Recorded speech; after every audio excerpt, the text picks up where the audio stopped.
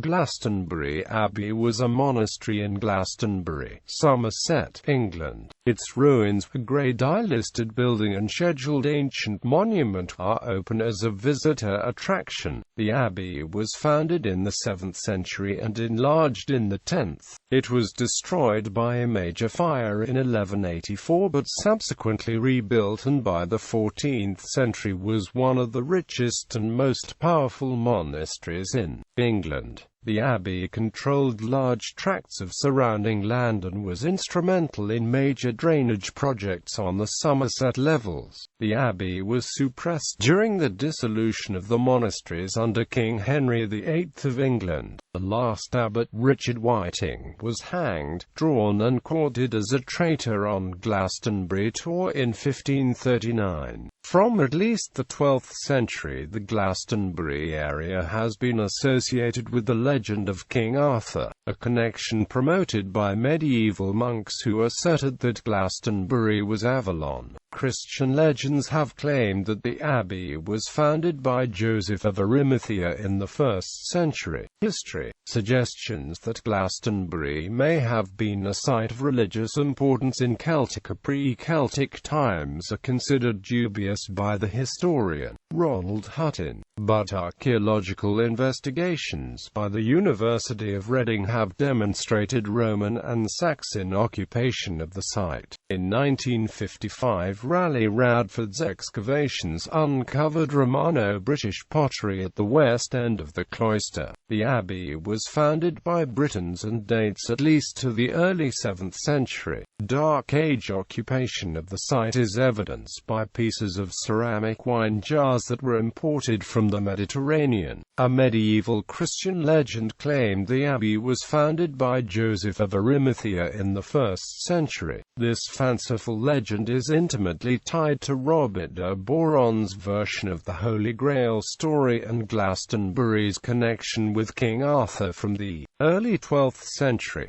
Glastonbury fell into Saxon hands after the Battle of Peonnym in 658.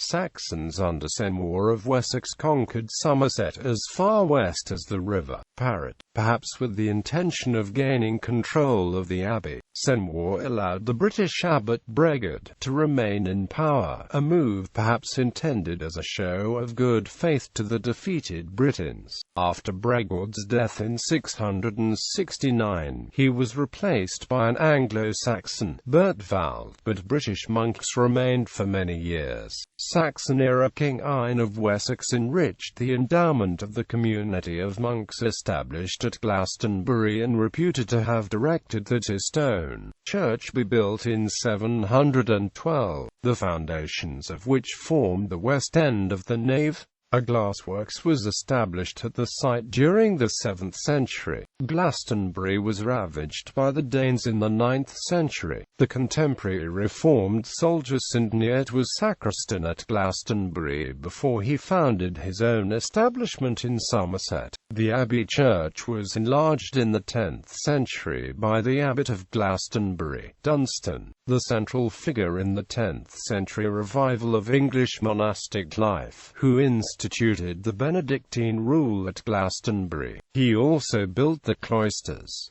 Dunstan became Archbishop of Canterbury in 960.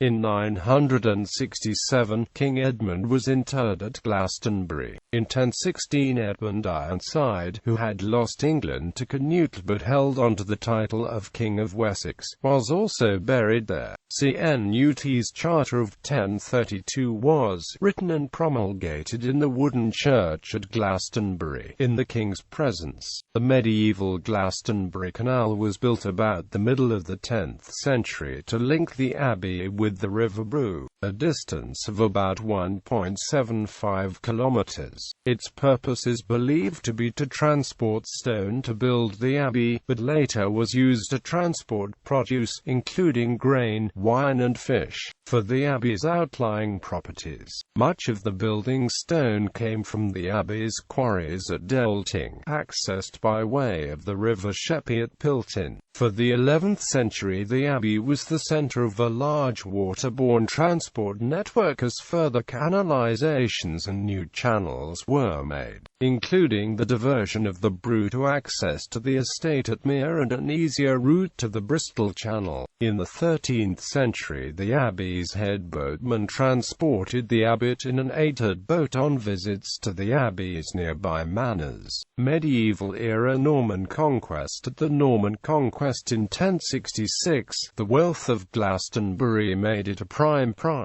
The new Norman abbot Turstin added to the church, unusually building to the east of the older Saxon church and away from the ancient cemetery, thus shifting the sanctified site. This was later changed by Herliwan, the next abbot, who built a larger church. Not all the new Normans were suitable heads of religious communities. In 1077, Thurston was dismissed after his armed retainers killed monks by the high altar. In 1086, when Domesday Book was commissioned, Glastonbury Abbey was the richest monastery in the country. About 1125, the abbot Henry of Blois commissioned a history of Glastonbury from the esteemed historian William of Malmesbury, who was a guest of the monks. His work on the antiquity of the Glastonbury's church was compiled sometime between 1129 and 1139 as part of a campaign to establish the abbey's primacy against Westminster. It is the source for much of our knowledge of the abbey's early history, but is far below William's generally excellent standards. His acceptance of the monks' forged charters and unsubstantiated early legends is apparent, and even his list of the community's abbots cannot be reconciled with 10th-century originals subsequently discovered. These problems and the discrepancies between on the antiquity and his own later histories has led many scholars to assume William's original text was more careful than its accounts of Fagan and Deruvian, along with various passages about Arthur, were later additions meant to bolster the monk's case. Early drainage work on the Somerset levels was carried out in the later years of the 12th century, with the responsibility for maintaining all the watercourses between Glastonbury and the sea being placed on named individuals, among whom were Ralph de Sancta Barbara of Brent Marsh. In 1129, the abbot of Glastonbury was recorded as inspecting enclosed land at Limpsham. Efforts to control flooding on the Parrett were recorded around the same date. In 1234, 722 acres were reclaimed near Weston's Island, and, from the accounts in the abbey's rent books, this had increased to 972 acres by 1240.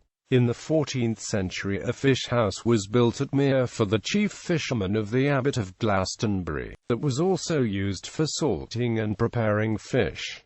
It is the only surviving monastic fishery building in England. At the time of the dissolution in 1540, Merepool was said to contain great abundance of pike, tench, roach and eels. In 1638 it was owned by William Frake, who described it as lately a fish pool. The importance of this industry is illustrated by a series of acrimonious disputes between Glastonbury and the Dean and chapter of Wells Cathedral. The abbey required fish on Fridays, fast days and during Lent. As many as 5,000 eels were landed in a typical year. King Arthur's tomb. See also Avalon. In 1184, a great fire at Glastonbury destroyed the monastic buildings. Reconstruction began almost immediately, and the Lady Chapel, which includes the well, was consecrated in 1186.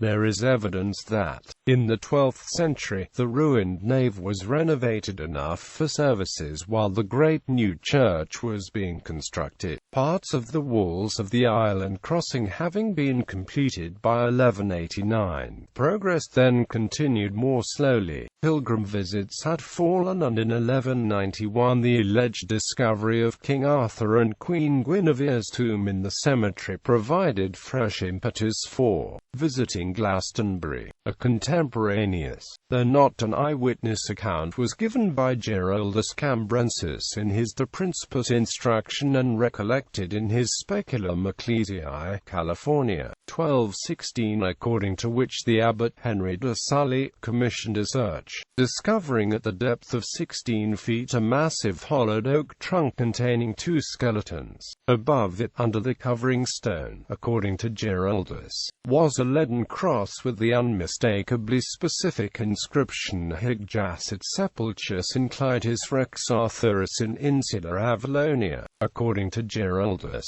the digging for the tomb was prompted by the intelligence obtained by Henry II from an aged British bard. On the other hand, Ralph of Coggeshall, writing somewhat later, states more prosaically that they came upon the older tomb by chance while removing the earth to bury a certain monk who had expressed strong desire to be buried there. Both Geraldus and Ralph say that the spot lay in between 2 pyramids in the abbey. William of Malmesbury does not refer to Arthur's tomb but elaborates on the pyramids of varying height, upon which were statues with inscriptions Hersexi and Blizzer, Pencrest, Bantom, Pine Pen, etc. Historians today generally dismiss the authenticity of the find, attributing it to a publicity stunt performed to raise funds to repair the abbey, which was mostly burned in 1184. William of Malmesbury's History of the English Kings stated, Arthur's grave is nowhere seen, whence Antiquity of Fables still claims that he will return, and his work on the antiquity of the Glastonbury church, larded as it is with known and suspected pious forgeries, nowhere mentions a connection between the abbey and either Arthur's grave or Avalon. The fact that the search for Arthur's body is connected to Henry II and Edward I,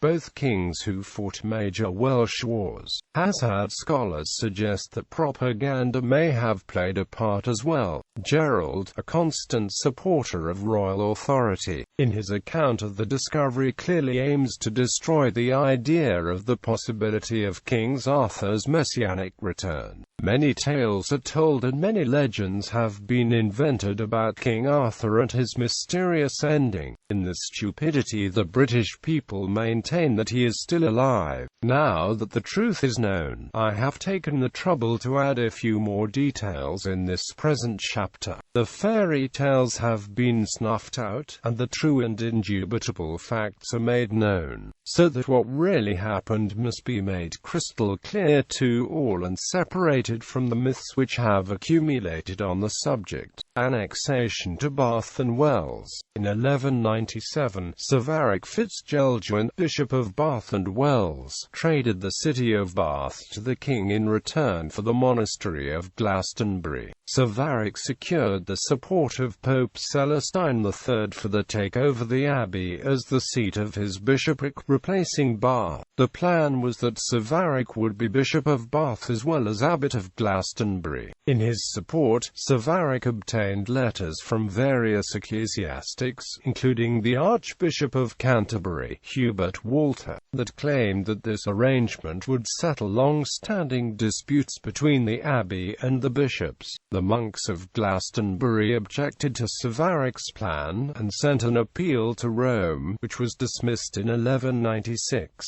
But King Richard, no longer imprisoned in Germany, sided with the monks and allowed them to elect an abbot, William Piker, in place of Sir Varick, who responded by excommunicating the new abbot. With the succession of John as king in place of his brother Richard in 1199, Sir Varick managed to force his way into the monastery and set up his episcopal see within the abbey.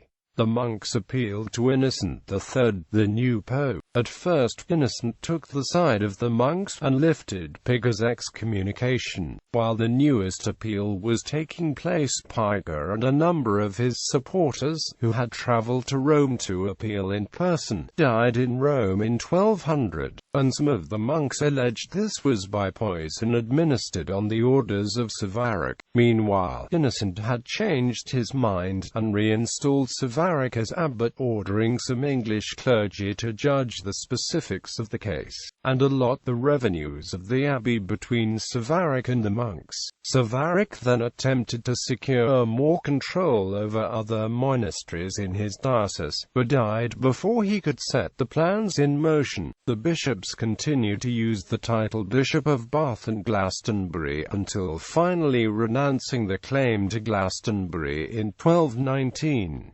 Services in the reconsecrated Great Church had begun on Christmas Day, 1213, most likely before it was entirely completed. King Edward I and Queen Eleanor attended the magnificent service at the reburial of King Arthur's remains to the foot of the high altar in 1278. 14th and 15th centuries. In the 14th century, only Westminster Abbey was more richly endowed and appointed than Glastonbury. The abbot of Glastonbury kept great state, now attested to simply by the ruins of the abbot's kitchen, with 4 huge fireplaces at its corners. The kitchen was part of the magnificent abbot's house begun under Abbot John de Brainton. It is one of the best preserved medieval kitchens in Europe, and the only substantial monastic building surviving at Glastonbury. Archaeological excavations have revealed a special apartment erected at the south end of the abbot's house for a visit from Henry VII, who visited the abbot in a royal progress, as he visited any other great territorial magnate. The conditions of life in England during the Wars of the Roses became so unsettled that a wall was built around the abbey's precincts. The George Hotel and Pilgrims Inn was built in the late 15th century to accommodate visitors to the abbey. It has been designated as a Grade I listed building. The abbey also held lands outside the town serving large parts of Somerset and including parts of neighbouring counties.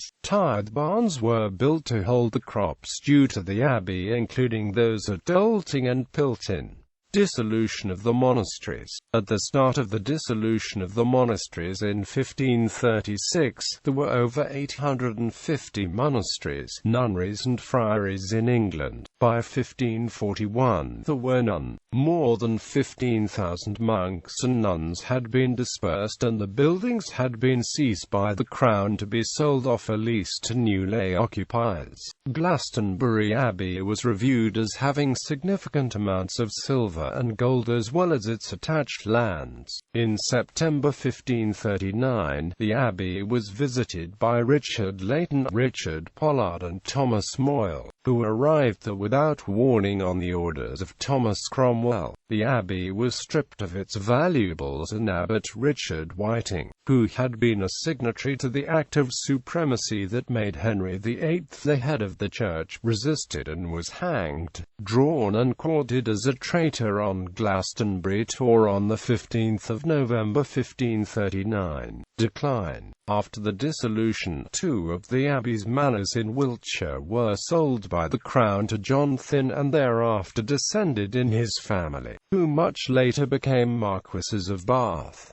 The Thynnes have preserved many of the abbey's Wiltshire records at Longleat up to the present day. The ruins of the abbey itself was stripped of lead and dress stones hauled away to be used in other buildings. The site was granted by Edward VI to Edward Seymour, 1st Duke of Somerset, who established a colony of Protestant Dutch weavers on the site. When Seymour was attainted in 1551, the abbey site reverted to the Crown, but the weavers remained until they were removed in the reign of Queen Mary. In 1559, Elizabeth I of England granted the site to Peter Carew, and it remained in private ownership until the beginning of the 20th century. Further stones were removed in the 17th century, so that by the beginning of the 18th century the abbey was described as a ruin. The only building to survive intact is the abbot's kitchen, which served as a Quaker meeting house.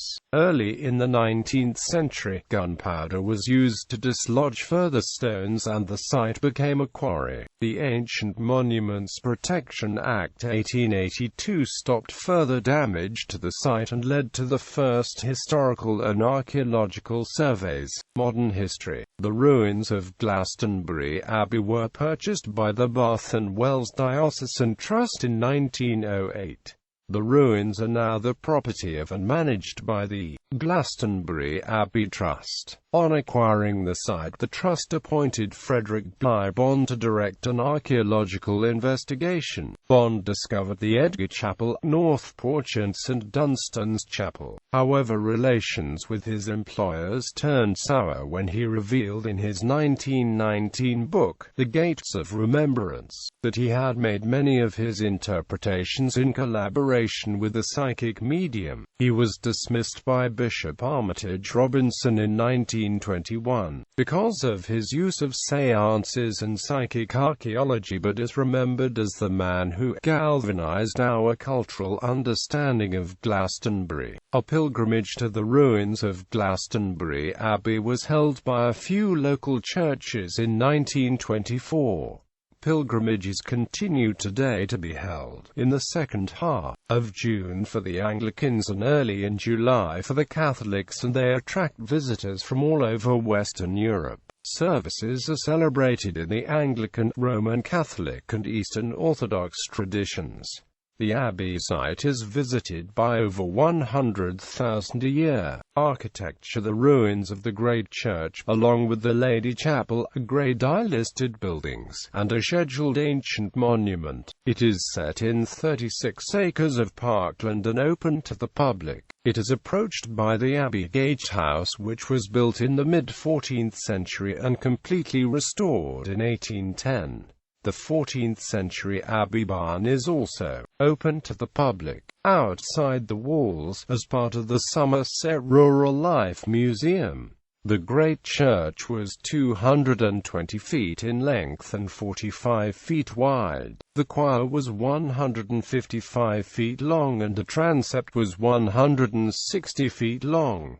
St. Joseph's Chapel was 110 feet long and 24 feet wide. The remaining portions are of the clerestory and triforium arcades, which were the supports of the central square tower. Other fragments of structures which remain include portions of the outer walls of the chancel aisles and the 14th century retrochoir. There is also surviving stonework from the south nave aisle wall, west front and the Galilee, along with its crypt linked to St. Mary's Chapel. The Lady Chapel, from which the walls survive, was described in 1478 as being 34 yards in length and 8 yards wide. The abbot's kitchen is described as one of the best preserved medieval kitchens in Europe. The 14th century octagonal building is supported by curved buttresses on each side leading up to a cornice with grotesque gargoyles.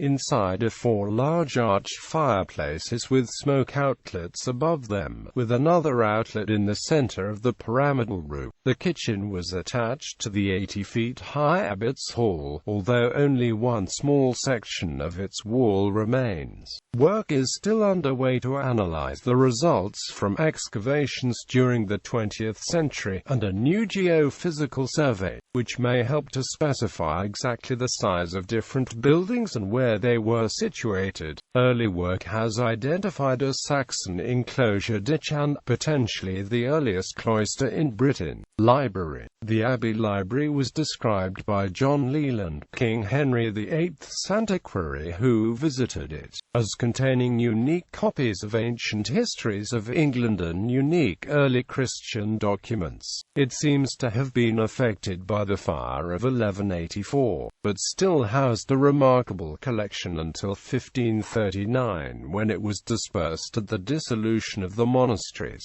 Around 40 of the manuscripts from Glastonbury are known to have survived after the dissolution. Abbey retreat house within the abbey wall, but closed to the public, is the Abbey Retreat House, which is now used by the Diocese of Bath and Wells. The Tudor Gothic house was built between 1829 and 1830 by John Buckler from the stones of the abbey ruins for John Fry Reeves. It was altered and extended between 1850 and 1860, with further alterations in 1957.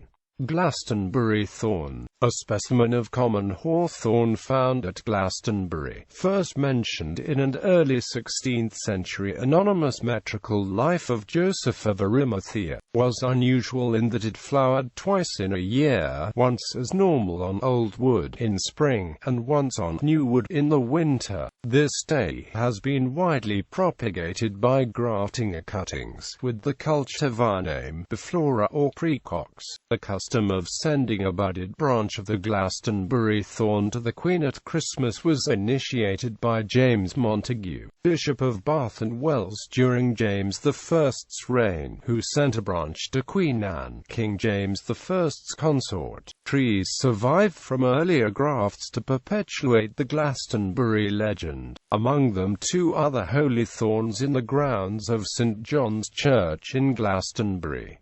The blossom sent to the Queen now comes from one of these. Bibliography: Abrams, Leslie, Carley, James P. The Archaeology and History of Glastonbury Abbey, Essays in Honour of the 90th Birthday of C. A. Raleigh Radford, Boydell Press. ISBN 9780851152844. Ash, Geoffrey. From Caesar to Arthur. Collins. Bond, Frederick Bligh. An Architectural Handbook of Glastonbury Abbey with a historical chronicle of the building. ISBN 978-1-4179-7776-5. Carley, James P. Glastonbury Abbey, the Holy House at the Head of the Moors Adventurous.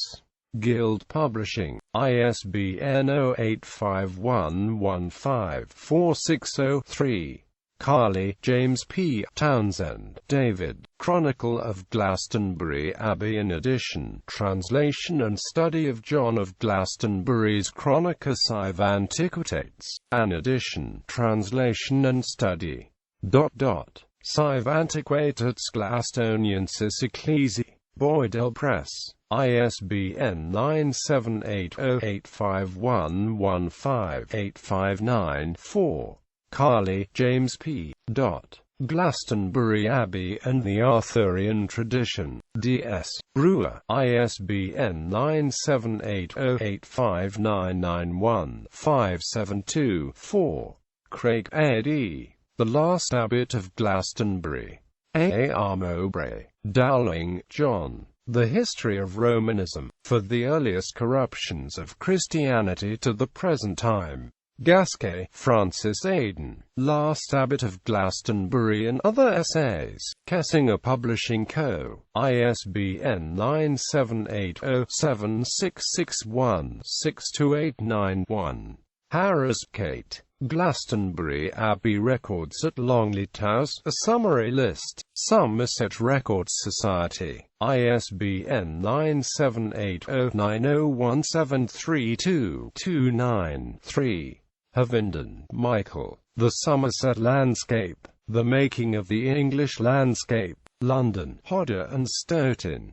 ISBN 0340201169. Hill, Rosemary. Stonehenge. Profile Books.